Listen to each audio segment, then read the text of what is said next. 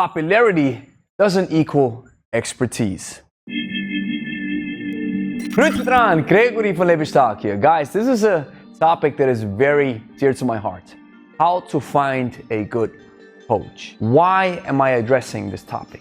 It's because I want you to find the best person, the best coach who can help you develop and hone your skills when it comes to kettlebell training. Now, social media made it easy for people like me to get the word out. And I praise social media for this aspect. Yet at the same time, it's also a means of transportation for scams. So people are putting their word out and trying to scam people. Or people putting their expertise out, but they are just a shallow pond. In this day and age that we live in, if you're popular, people believe that you're automatically an expert of some sort. It is one of my ambitions to build a sort of expertise and a sort of following and some sort of credentials online where many people follow Lebe, where many people believe in our philosophy and many people say, well, that's good stuff. In order to build the business and in order to advance my philosophy and in order to make more money, of course, and in order to share my passion of kettlebells and help other people. The more social proof you have, the more people will draw close to you and think you are the expert. When I put this marketing gig on the line that I'm sharing with you right now, it is important that I also come up with the actual knowledge and the actual product. Because a scam is actually when somebody's offering you something, a deal, a product, a service, and then they don't deliver. That's a scam. The marketing gig can be put up so well that you believe this person, and at the end of the day, they cannot deliver. This happens so many times on social media that even people are starting to lose their faith in these big influencers, where sometimes it even happened that influencers with millions of followers couldn't even sell 15 shirts. It's crazy. So now let's get back to the topic of how to find a good kettlebell coach. I believe there's at least two things that you want to do. The first thing that you want to do is check out their credentials. Now, if I read your bio as a coach and it says, well, I've developed an interest for fitness and training and now I want to share it with everybody, and I don't see no credentials, no education, then I'm very cautious. Now, do you have to have a high-level university degree, doctorate, PhD, whatever? Do you need this to be a coach? No.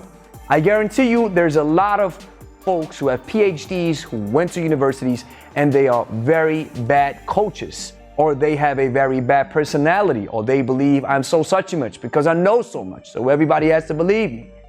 So I'm not saying this. What I want to say is you need some sort of education, and it has to be some credentials that are respected in this field. The world of fitness is completely unregulated.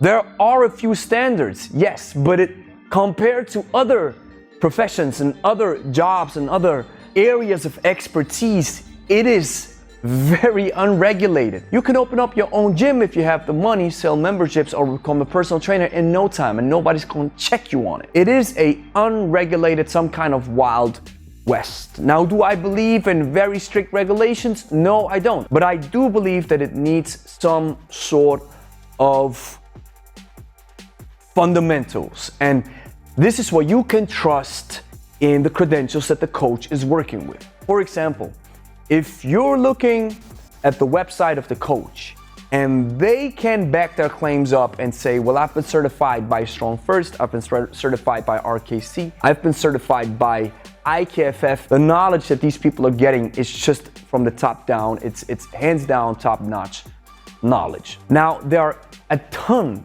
of kettlebell certificates, yet, like I mentioned, IKFF, Strong First, these are the ones that you want to look out for. Now, the second thing that I would look out for is the social media of the coach. Now, if this coach is only presenting him or herself and always showing their upper body or their lower body or their butt or whatever in every kind of angle. If you don't see no progress with any clients, if you don't see the coach in a setting with clients, and at the same time, there's some privacy going on, of course. You don't want to film everybody that's coming into the studio. Some people don't want to get filmed, but maybe you can get the permission and then share some stuff, because this is how you can build credentials, expertise, respect, and some sort of reputation. Do they have progress pictures, these coaches? Do they work with actual clients in a setting where you see, okay, this is the kind of person that they're working with and I look like them? For example, if you are an older person, do they work with older people? If you are overweight, do they work with overweight people? If you are a complete beginner, do they work with beginners or do they only work with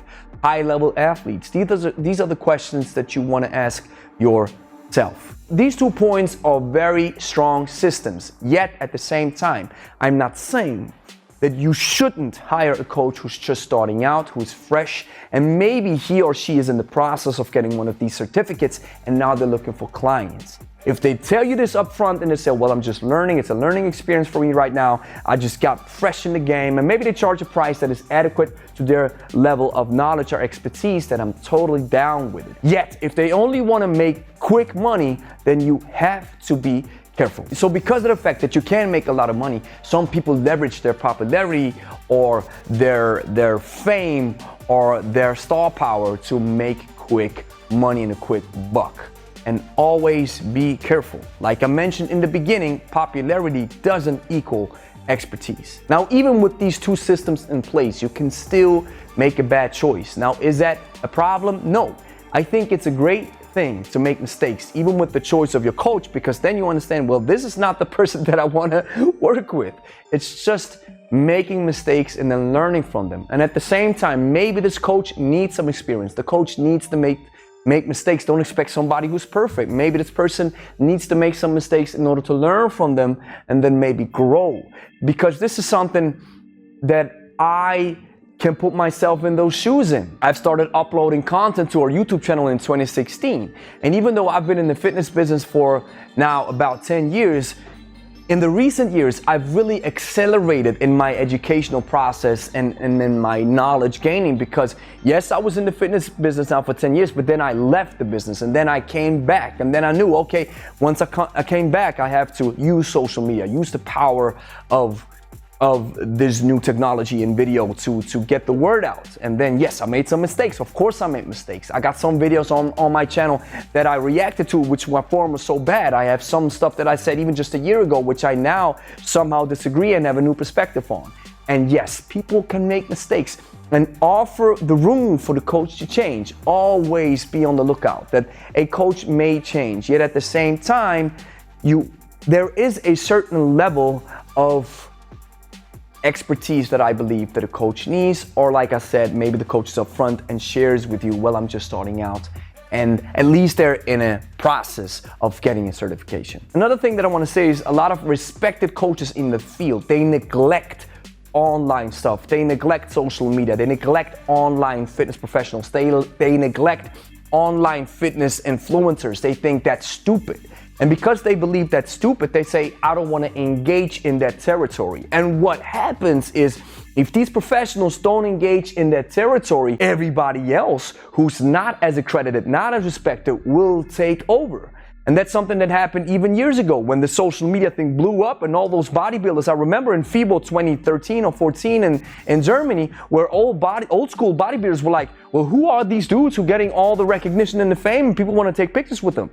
Well, why is this happening? It's happening because these younger dudes or these younger gals decided to engage with the online fitness world. And that's one of the big problems that I see, why I tell good coaches, guys, you need to engage more in the online fitness world, because we need some sort of peer-reviewed content. So that's it, guys. That's a topic that's very dear to my heart. If you are a consumer, a client, a person, a trainee who's looking for a coach, please follow these systems to make an informed decision. And if you are a coach, please engage with the fitness world, especially if you have a lot of knowledge and if you're a respected person in your area.